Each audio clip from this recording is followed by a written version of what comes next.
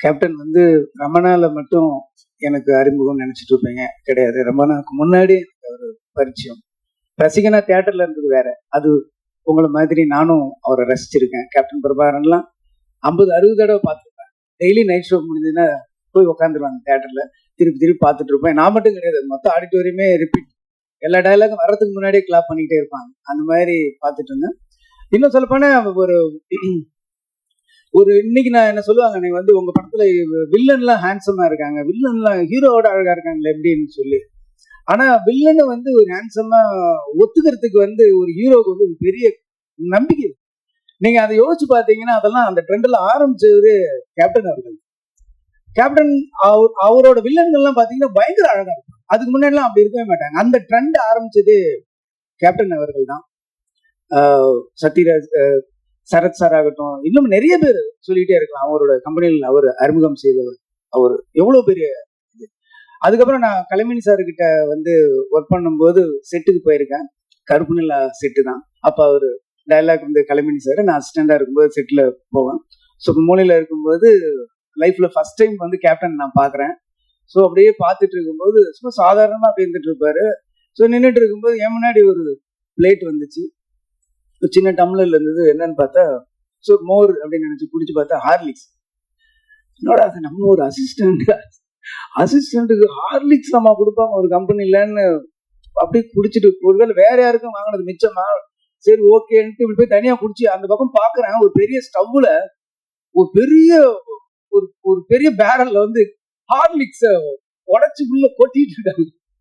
நான்லாம் ஊர்ல ஹார்லிக்ஸ் உடம்பு சரியில்லைன்னா வாங்கி கொடுப்பாங்க. அப்பதான் அதையும் அப்படியே இந்த பக்கம் திரும்புறதுக்குள்ள வீட்டுல இருக்கிறவங்க எல்லாரும் அப்படியே வாயில போட்டு காலி பண்ணாங்க. வந்து ஹார்லிக்ஸ் வந்து ஒரு சினிமா கம்பெனில, அதுக்கு முன்னாடி நான் கலைமணி சார்கிட்ட ஒரு 10 செட்டுக்கு போயிருக்கேன். அந்த மாதிரி நான் பார்த்ததே கிடையாது. ஹார்லிக்ஸ் ஆகட்டும், இளநீ ஆகட்டும், இது எல்லாருமே சொல்லியிருப்பாங்க. நான் கண்ணால பார்த்திருக்கேன். சபரிமலை மாலை போட்டவங்க எல்லாம் வந்து கருமலால கோவால ஷூட்டிங் நடந்துட்டு இருந்தப்ப அப்போ அந்த அவங்க சாப்பிட்டுட்டு இருக்கிற இடத்துக்கு வர கேப்டன் வந்து அவங்க பாக்குறாரு. பார்த்துட்டு வந்து இவங்களுக்கு என்ன எதுவும் வைக்கலாம்னா, இல்ல கேப்டன் அவங்க நான்வெஜ் சாப்பிட மாட்டாங்க, மாலை போட்டிருக்காங்க, அவங்களுக்குள்ள பக்கோட கூடி அப்படின்னு அப்ப சொல்றாரு. எனக்கு வந்து எப்படி ஒரு கேப்டன் ஒரு படத்தோட கதாநாயகன் தனக்கு என்ன வரும்னு மட்டும்தான் பார்ப்பாங்க. ஃபுல்லா ஒரு எல்லாருமே சாப்பிடணும்ட்டு அந்த வயிறு நிறையணும். நான் நிறைய விஷயம் கண்ணால பார்த்துருக்கேன். இந்த ராஜபாதர் ஸ்ட்ரீட் கூட நம்ம பாண்டி பஜாரோட பேரல் ஸ்ட்ரீட் போகும்போது அந்த கம்பெனிக்கு நான் போயிருக்கேன். போயிட்டு இருக்கும்போது வெளியில ஒரு 500 பேர் நிற்பாங்க. எப்பயுமே ஒரு 500 பேர் இருப்பாங்க. அப்ப கேப்டன் அவர்கள் வந்து அவர் கையால அந்த பாக்கெட் சாப்பாடு கொடுப்பாரு. அதை நான் பார்த்திருக்கேன், என்னால பார்த்திருக்கேன். அந்த பக்கம் இருக்கிற மீடியேட்டர்ஸ் எல்லாருக்குமே அது ஒரு ஹப் மாதிரி இருக்கும். அந்த மாதிரி ஒருத்தரை நான் பார்த்தது நிறைய விஷயம். அந்த கேப்டன் பிரபாகரன் அந்த ஹெலிகாப்டர் ஷாட் அப்ப நான் இருக்கேன். அந்த டைம்ல நான் கீழே இருந்தேன். அப்போ அதே மாதிரி சொன்னாங்க, டூப் போட்டு பண்ணிக்கலாம் அப்படின்ற மாதிரி சொன்னாங்க. அன்னைக்கு வந்து இவங்க 2 பேருமே வந்திருந்தாங்க, அண்ணியும் வந்திருந்தாங்க. அன்னைக்கு செட்டுக்கு ஒரு 50 கார்ல வந்தாங்க, எனக்கு ஞாபகம் இருக்கு. அன்னைக்கு அந்த பர்டிகுலர் ஷூட் அப்ப அவங்க இல்லைன்னு நினைக்கிறேன். அப்ப மட்டும் சொல்லிட்டாங்க வந்து, நீங்க வந்து அன்னிக்கிட்ட மட்டும் டூப் போட்டதுன்னு சொல்லிடுங்க அப்படின்னு சொல்லிட்டு வெள்ள கேப்டன் வேணாம், மாஸ்டர் ராக்கி ராஜேஷ் நினைக்கிறேன் அவர் சொன்னாரு, நான் வந்து டூப் போட்டு எடுத்துக்கலாம் அப்படின்னு. ஏன் டூப்புக்கும் ஒரு உயிர் தானே, அவனுக்கு மட்டும் 2 உயிரா இருக்கு அப்படின்னாரு. அதெல்லாம் அவங்கள பக்கத்துல இருந்து எந்த மைக்கும் கேமராவும் இல்லாம காதால கேட்கும்போது ஒரு பெரிய மிரட்சி உண்டாயிடுச்சு, ஒரு மரியாதை உண்டாயிடுச்சு. அதுக்கப்புறம் அந்த ஷாட் அவரே பண்ணாரு. ரொம்ப கஷ்டம், நீங்க நினைக்கிற மாதிரி கிடையாது. ஒரு ஹெலிகாப்டர்ன்றது இந்த பக்கம் வெயிட் போட்டா இந்த பக்கம் அதுக்கு தகுந்த மாதிரி வெயிட் போகணும், இல்லைன்னா அன்பேலன்ஸ் ஆகி ஹெலிகாப்டர் வந்து மேல இதாக இப்ப இருக்கிறதுல ரொம்ப ஸ்ட்ராங்.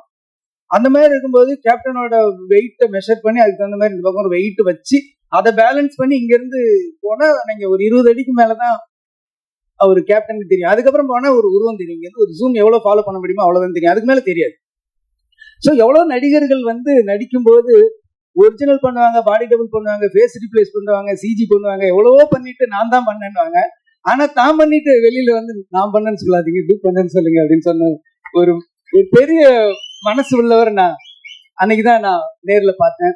அதுக்கப்புறம் ரமணா உருவாகுச்சு. ரமணா உருவாகும் போதும் சரி, ஃபைட் சீன் எல்லாம் பாத்தீங்கன்னா ஃபைட்டர்ஸ் எல்லாரோட பேரும் தெரியும். எல்லா சின்ன சின்ன ஃபைட்டர், அந்த கம்பி கட்டுறவங்க, ரோப்பு இருக்கிறவங்க எல்லார் பேரையும் எல்லாருக்குமே தெரிஞ்சிருக்கும். அப்ப அந்த கம்பி ரோப்பு எல்லாம் அப்படிங்கும்போது, நீ ஃபைட்டருக்கு வேணா வை, எனக்கு வைக்காது அப்படின்ட்டு. என்ன இல்ல நான் இன்ன வரைக்கும் நான் ஒரிஜினலா தான் பண்ணிருக்கேன். நான் ரோப் வச்சு பண்ணேன்னா இதுக்கப்புறம் பண்ணது எல்லாமே நான் பண்ணது இல்லைங்கிற மாதிரி அர்த்தம் ஆயிடும் அப்படின்னு சொல்லி எல்லாத்துக்கும் பார்ப்பாரு. ஃபைட்டர்ஸ் பண்ணும்போது உட்காந்துருப்பாரு. கேரவன்னு ஒண்ணு கிடையவே கிடையாது. ஒரே ஒரு சீன் வந்து ரெட் ஹில்ஸ்ல எடுத்தேன். அப்போ ட்ரெஸ் சேஞ்ச் பண்றதுக்கோ காஸ்டியூம் சேஞ்ச் பண்றதுக்கோ ஒரு இடம் இருக்காது. ஏன்னா ஃபுல்லா அந்த ரெட் ஹில்ஸ் அந்த ஒரு ஹில்ஸ் மாதிரி இருக்கும். அந்த ஏரியால வந்து ஒரே ஒரு கேரவன் பட்டு அவர்கிட்ட தெரியாம நம்ம சொல்லிடணும். அதுக்கு அவ்வளவு திட்டு யாரை கேட்டா கேரவன் சொல்லி. இன்னைக்கு போய் ஒரு ஷூட்டிங் போனீங்கன்னா ஷூட்டிங் அங்க நடக்குதுன்னா 1 கிலோமீட்டர் கேரவன் ட்ரெயின் மாதிரி அவ்வளவு பேருக்கு கேரவன் இருக்கிற இடத்துல அன்னைக்கு ஒரு நாள் கூட கேரவன் யூஸ் பண்ணதே கிடையாது. ஒரு நாள் யூஸ் பண்ணேன். அவர்கிட்ட கேட்காம நான் தான் சொன்னேன் காஸ்டியூம் சேஞ்ச் பண்ணணும், கிரௌடு வரும், உள்ள வந்தா அவர் அங்க வந்தாவே இங்க பட்டாசு வெடிக்க ஆரம்பிச்சிடுறாங்க. ஸோ அதனால நீங்க வந்து கேரவன்ல இருங்கன்னா ஒத்துக்கவே மாட்டேன். கேரவன் ஆக்சுவலி அன்னைக்கு சும்மா தான் இருந்துச்சு. அதுலயும் சேர் கூட சாயிர மாதிரி சேர் மாட்டேன். ஒர்க் பண்ண சில பேருக்கு தெரிஞ்சிருக்கு. நான் சொல்றது ஒரு புள்ளி கூட போய் கிடையாது, மிகைப்படுத்தவும் கிடையாது. ஒரு ஸ்டூல்ல உட்காந்து பின்னாடி சாய மாட்டார். பின்னாடி கூட அப்படியே உட்காந்துட்டு யார் யார் என்ன பண்ற அதை மட்டும்தான் பார்த்துக்கிட்டே இருப்பாரு. விறுவிறுன்னு வேலை நடக்கும். மத்தவங்க என்ன வேலை பாக்குறாங்க, வேகமா வேலை நடக்குதா, என்ன சாப்பிடுறாங்கன்றது மொத்தமா அப்படி ஒரு நெட்வொர்க் மாதிரி வச்சுக்கிட்டு எல்லாரோட கேரையும் எடுத்துக்கிறவரு. அவரு ஈவன் டைலாக் எல்லாம் உங்களுக்கு வந்து தெரியாது. ரமணால வந்து எந்த டைலாக்குமே நான் 2 டேக் மேல போனதே கிடையாது. எந்த டைலாக்குமே 2 டேக் மேல நான் போனதே கிடையாது.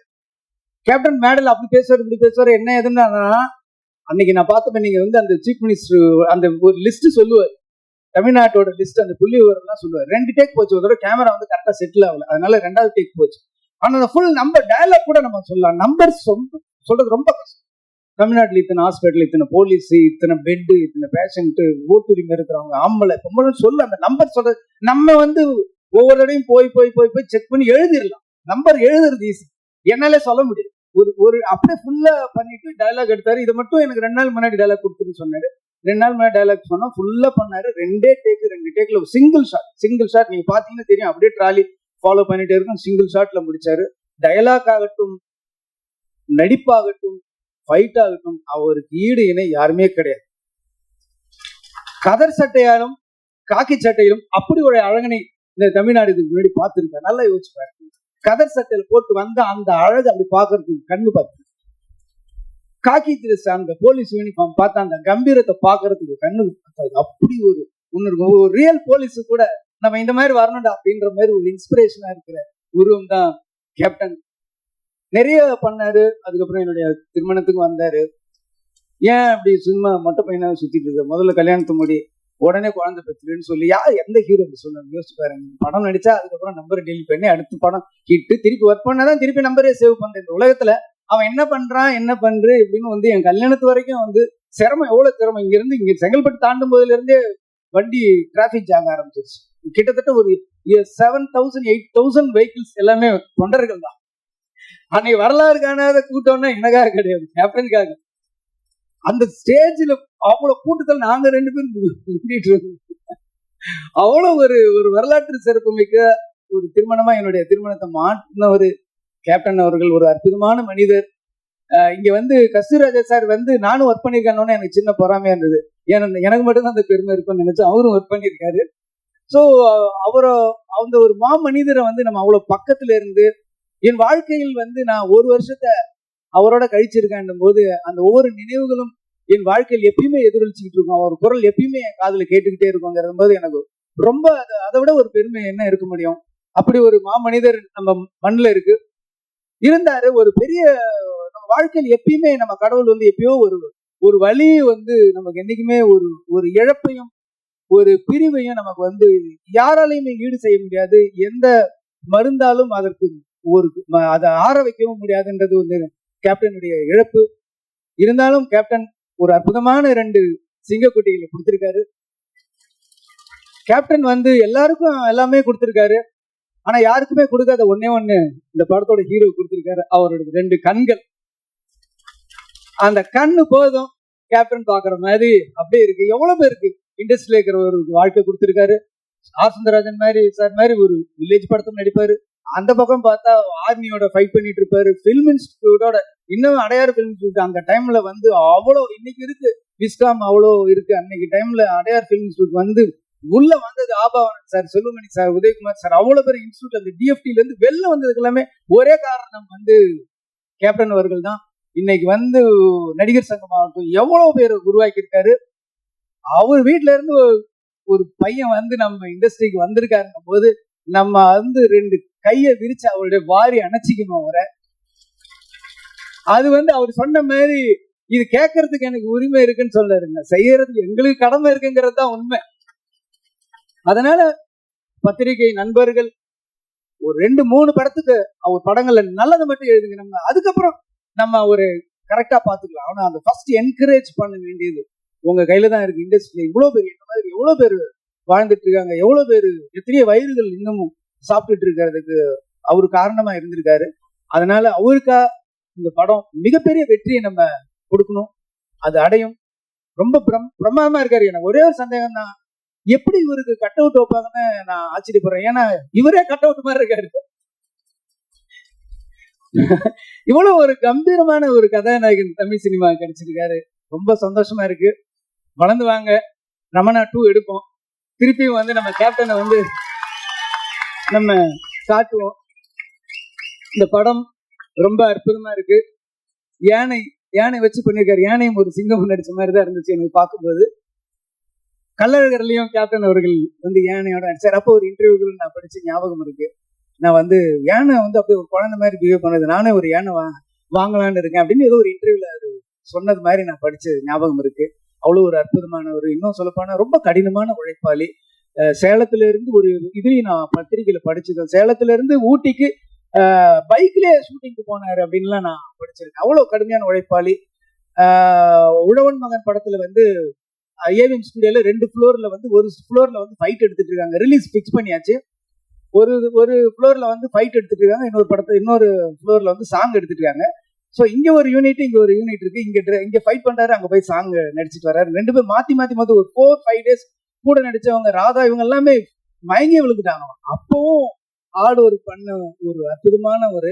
ஸோ கேப்டன் வந்து எல்லாத்துலயுமே ஒரு 100 மார்க் வாங்கின ஒரு உழைப்புலையும் சரி.